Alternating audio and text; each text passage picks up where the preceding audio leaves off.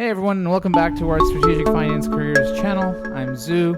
Today we're going to answer the question of how strategic finance roles change depending on the stage of the business or the company you intend to join. So let's take a look at what strategic finance looks like at a Series A or a seed or even a Series B.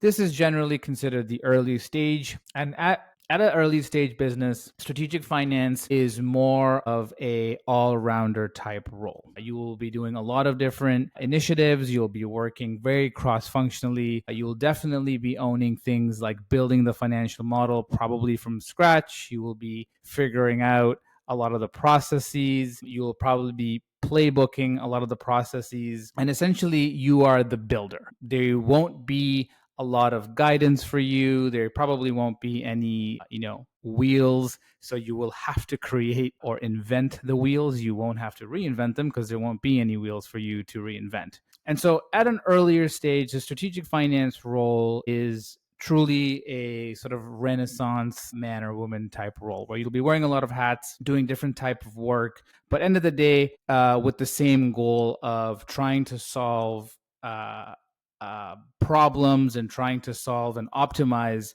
for your execs or for your founders on what is the next best business decision, whether it is a marketing decision, a product decision, a pricing decision, etc. So when I joined an early stage business, it was Element AI. Came in during the Series A. And one of my first roles was to build a financial model, so from scratch. And then we went and used that to raise our $200 million Series B.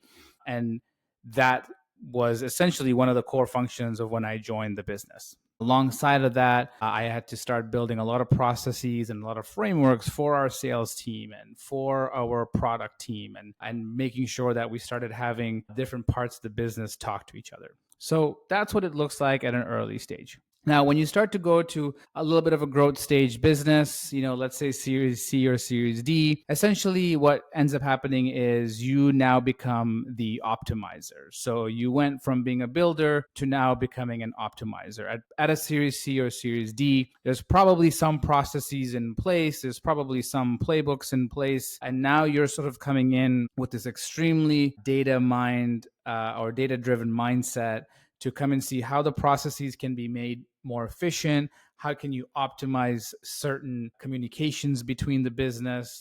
Are certain thoughts being done correctly and things like that? And a lot of the roles we see today for strategic finance typically happen at this growth stage or optimized stage, because especially folks coming out of consulting, accounting, banking, and things like that with about 2 to 4 or 5 years of experience, this is sort of the role they get hired into, where they're not necessarily coming in to build processes from scratch, but they need that analytical rigor and brain power to come and help sort of what's built to make it a little bit more efficient. And this is primarily a lot of the strategic finance roles that are posted today on the job market. Anything sort of like later stage, let's say Series E, F, or let's say even public, the strategic finance function then starts to become very niche and very specific. And depending on where you are in your career, if you want to specialize in a certain field, for example, this might be a really good opportunity for you to explore. And so what does that look like? Let's look at something like Airbnb or DoorDash. Right now, the strategic finance team at DoorDash is a very big team, but they have a lot of different groups within strategic finance. And typically, this is because they are a later stage business. One role that we've explored and somebody from our program has landed is the go-to-market team. So in this role, you're very focused on go-to-market strategies. You're very focused on working with the go-to-market team.